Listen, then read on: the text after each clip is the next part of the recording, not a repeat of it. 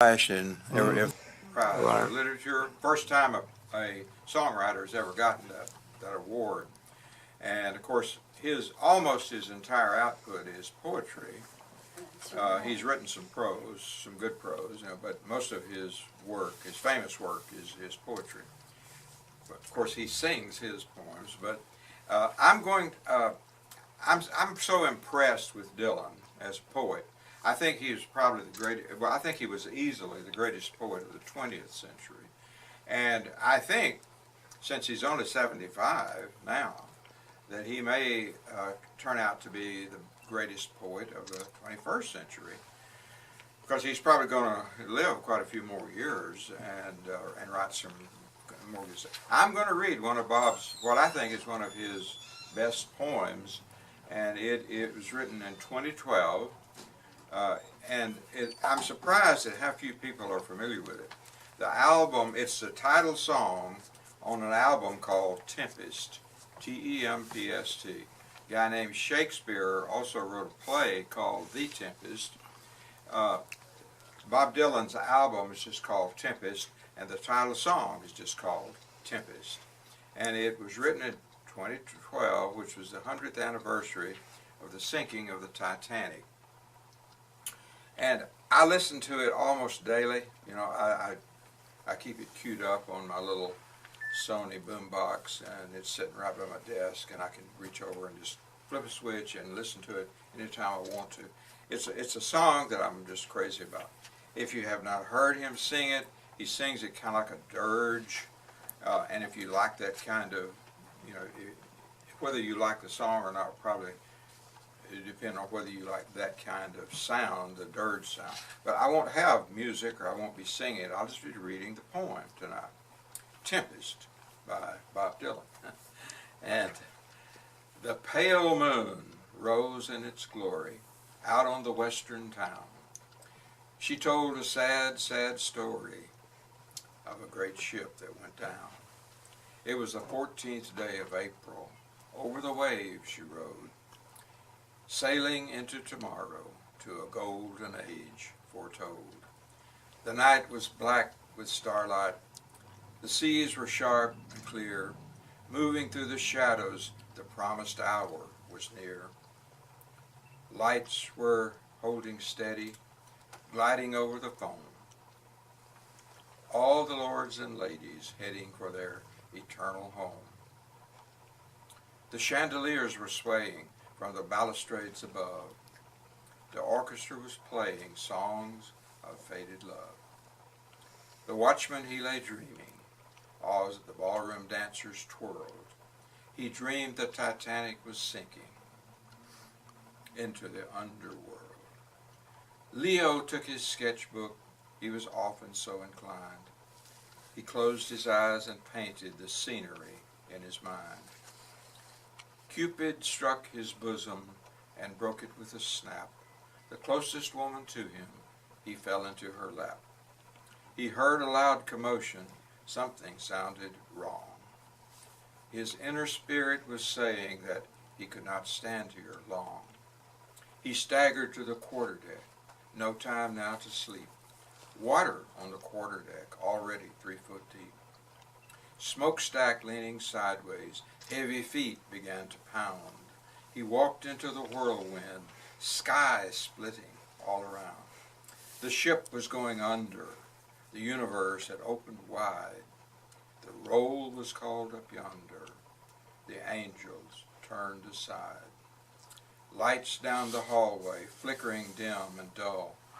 Dead bodies already floating in the double-bottom hull. The engines then exploded, propellers that failed to start.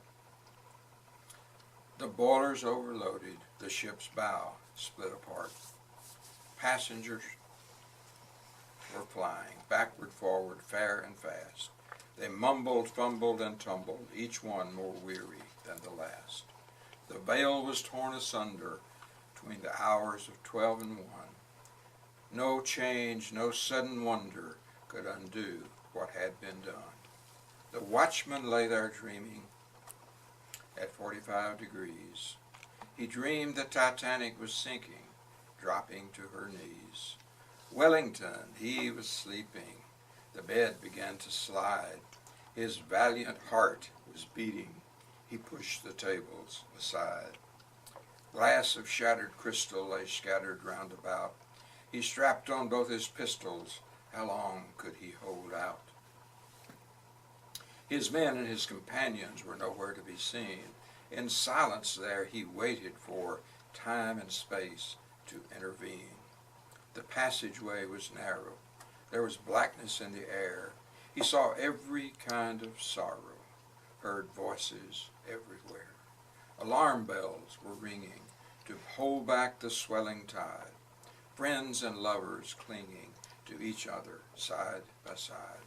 Mothers and their daughters descending down the stairs, jumped into the icy waters. Love and pity sent their prayers. The rich man, Mr. Astor, kissed his darling wife. He had no way of knowing 'twould be the last trip of his life. Calvin, Blake, and Wilson gambled in the dark.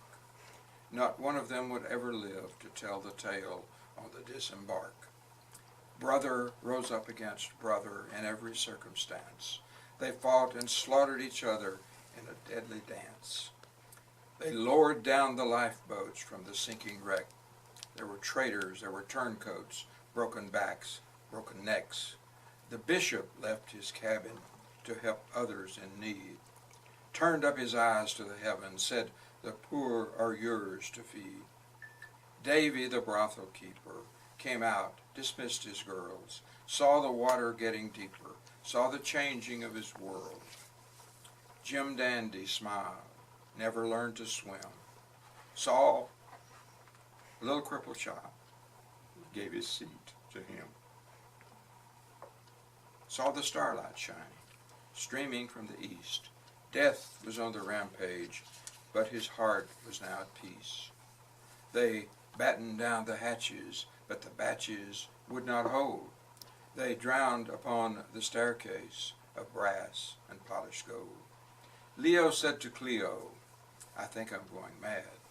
But he'd lost his mind already, whatever mind he had.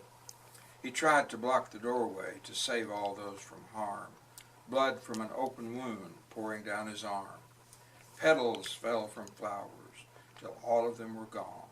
In the long and dreadful hours the wizard's curse played on. The host was pouring brandy. He was going down slow. He stayed right to the end, and he was the last to go. There were many, many others, nameless here forevermore. They never sailed the ocean or left their homes before. The watchman, he lay dreaming. The damage had been done. He dreamed the Titanic was sinking, and he tried to tell someone. The captain, barely breathing, kneeling at the wheel above him and beneath him, 50,000 tons of steel. He looked over at his compass, gazed into its face, needle pointing downward.